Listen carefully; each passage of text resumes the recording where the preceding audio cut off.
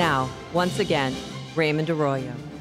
Welcome back to The World Over Live and our Unseen Hero segment, where we introduce you to everyday people leading extraordinary and inspirational lives. My guest this evening is a husband, a father, and a high school civics and history teacher from Lafayette, Louisiana. CHAD JUDICE and his wife Ashley gave birth to a very special baby boy in 2009, a boy who would change their lives and the lives of countless others. If you're facing a personal crisis, perhaps you've received an unexpected diagnosis and you're worried about the future, my next guest has a story for you and perhaps some advice. You can call us at 1-800-221-9460 in the U.S. and internationally 205-271-2980, or drop us an email at worldover@EWTN.com, or you can tweet me at Raymond Arroyo. Well, and now I want to start, Chad, with this scene that happened in your classroom where you asked the 8th graders you were teaching, you said, I'll answer any question, but I have the right to not answer a personal question.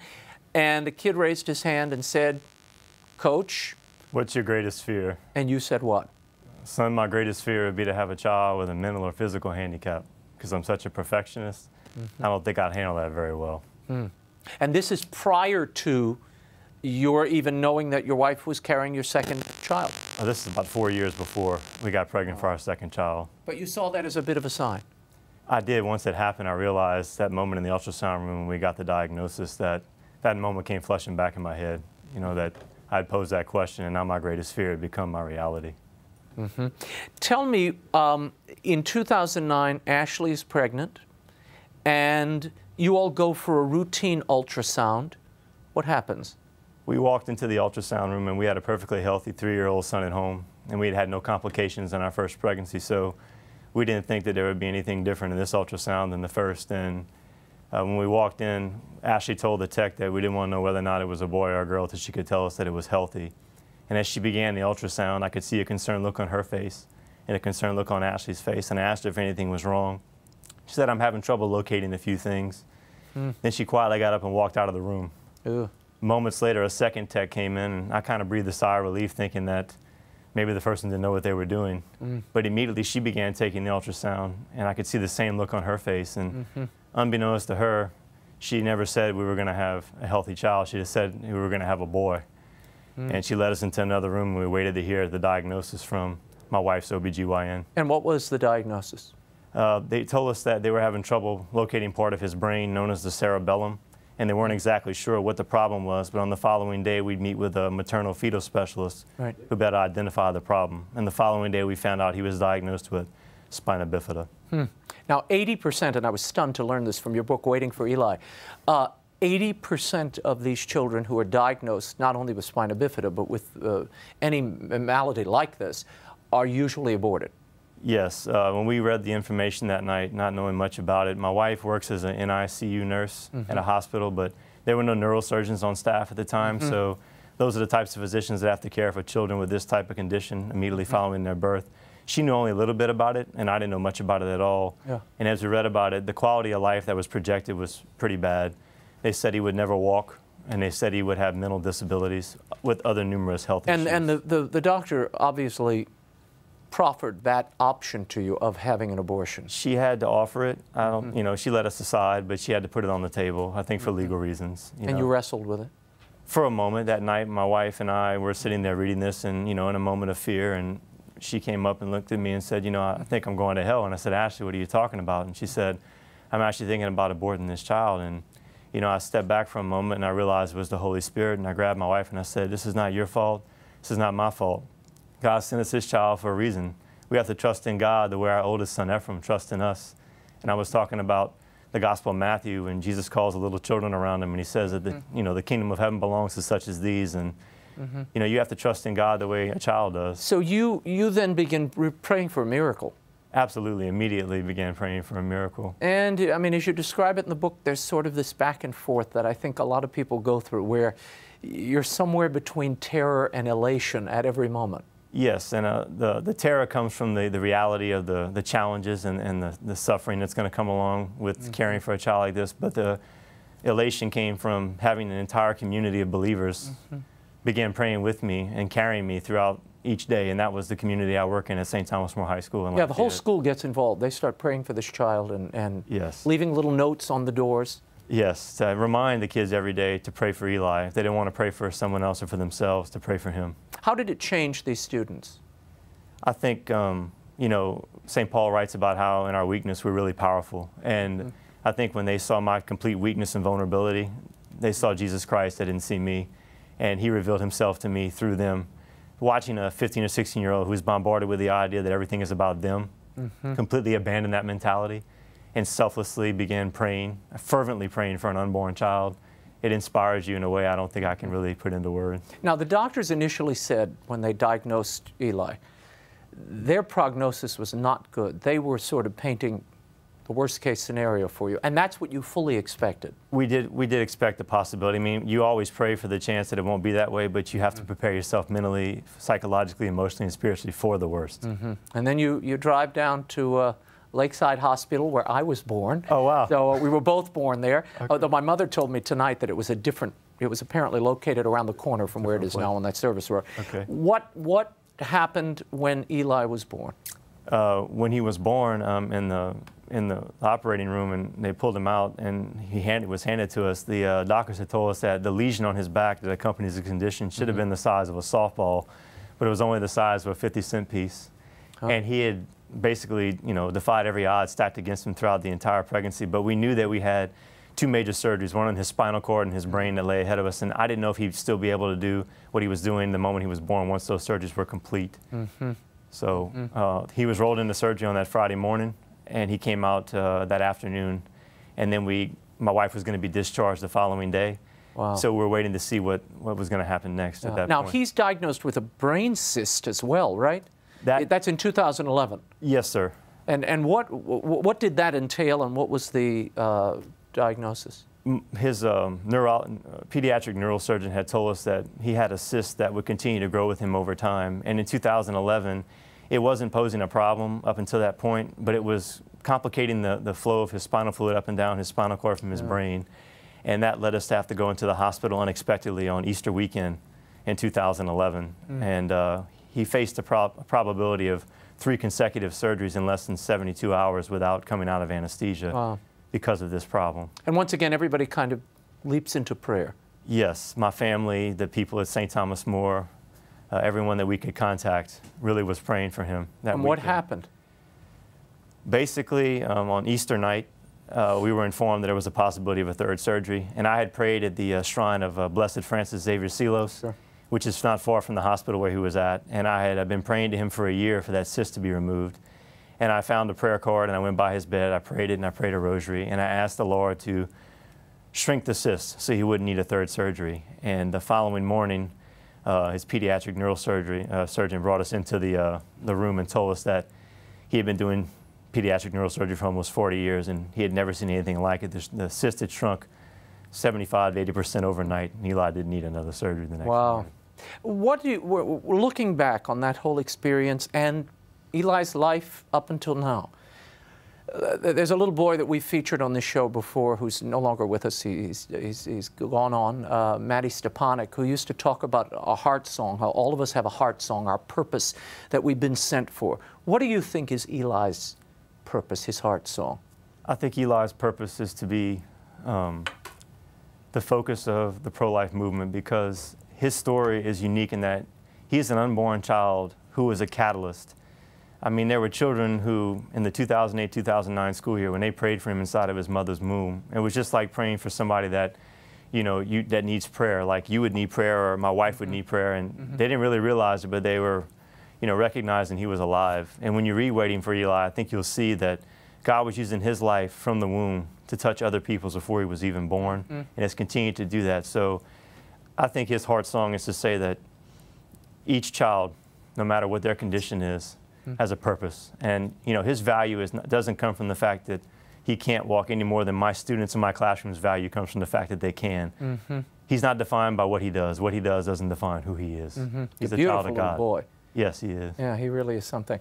You talk, you write in the book, and I've heard you speak as well, about the importance of stories like this. Eli's story, all stories. Why is that so important? Well, being a history teacher, I always like to use the idea of the 1850s and 60s with the controversial issue of slavery and how the abolitionist movement would preach the principles why slavery was morally wrong even though it was legal. And nobody really got it. And then Harriet Beecher Stowe came along and wrote this book in 1852 called Uncle Tom's Cabin. And it's spread across the country, and it really captivated people because it put a human face on the principles of the anti-slavery movement. And I believe that Waiting for Eli does that with the abortion movement and the movement to legalize and keep abortion legal in this country. It puts a human face on the pro-life movement and shows that it takes the concrete, the abstract theory and brings it to concrete reality, the principles that the pro-life movement talks about. CHAD JUDICE, we're going to hold it there for a moment. Sure. We've got some calls coming in, lots of activity online. We're going to take a quick break. The World Over continues in a moment. Call and email now. We'll get to all those questions when we return. Stay there.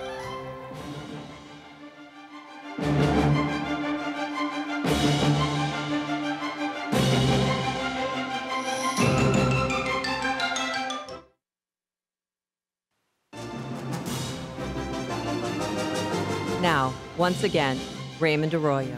Welcome back to The World Over Live, our Unseen Hero segment. We're talking with the author of Waiting for Eli and Eli's Reach, CHAD JUDICE. Now, I want to sort of bring people up to speed.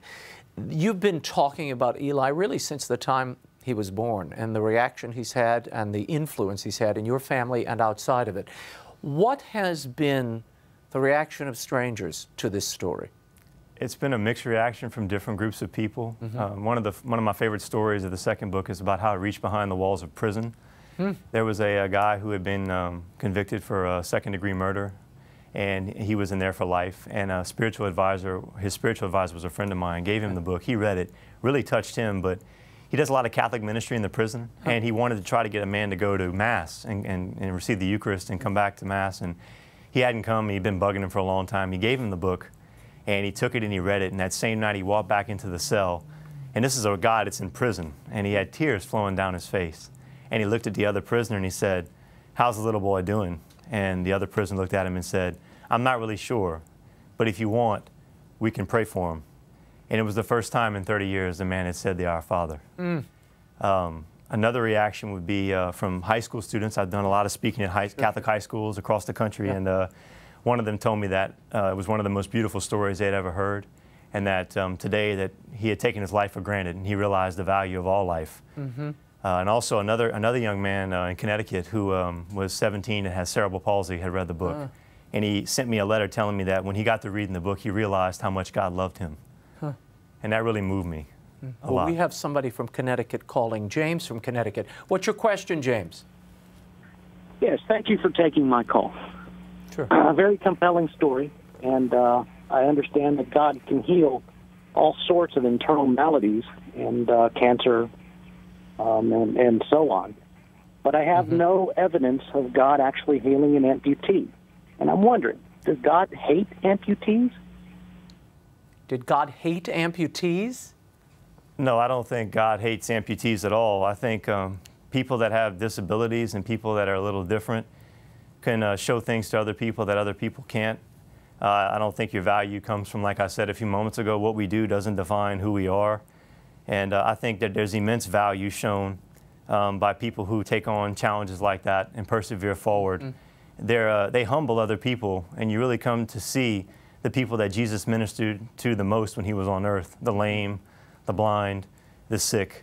Well, and you've seen coming out of that Boston tragedy how that has transformed so many of these lives. It's really shown not only the spirit of these people, their determination to walk again, to resume their lives, and it's renewed them and their families in a new way. So even those horrible, tragic events, when they are focused and refocused, there are times where that can be a catalyst for faith as well as love in a family, blooming again. Absolutely. I think, a lot of people like to paint suffering as a difficult and a bad thing, but I'm a little different. I think that suffering can be productive if you unite it with Christ for the benefit of others. Tell me about the story of this adoption that the book instigated.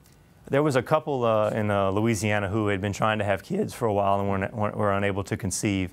And she worked in social work in Louisiana with visually impaired children. And she went to visit one of these children, and the family that was taking care of her had been rocking her, and her husband were contemplating adoption. And she got to hold the child, and she pretty much fell in love with her the moment she held her.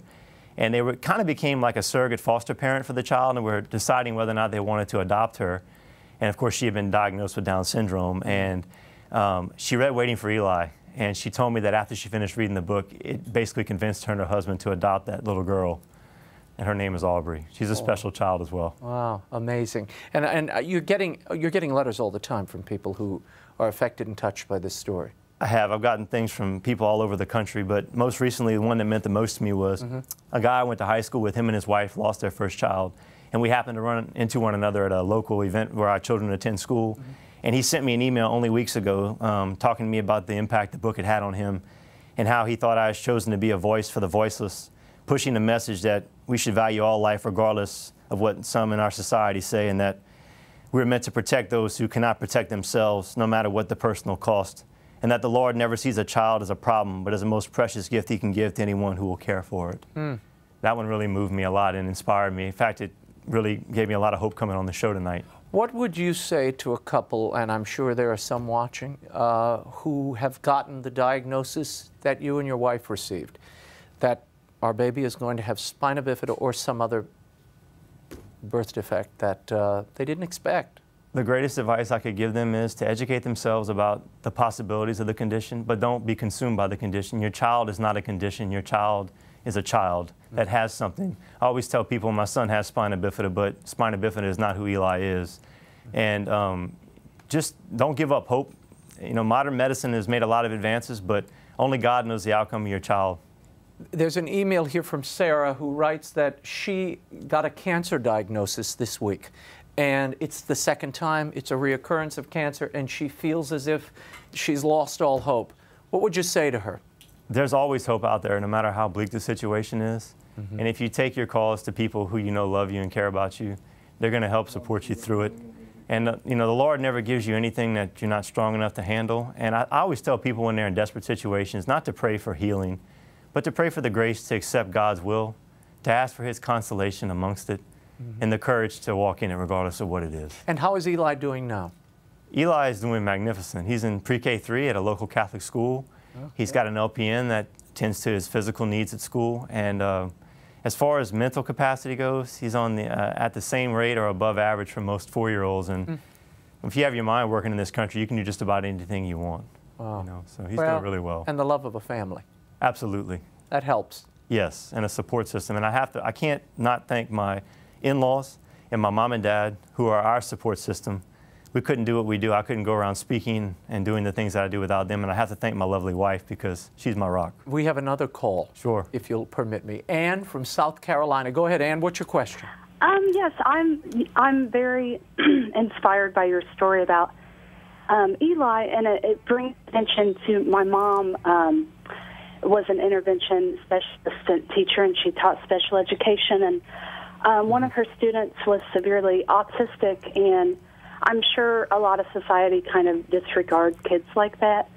But my mom, alongside with his parents and, you know, the school, worked with him, and he became one of the top students in Ohio that made it high up in the spelling bee.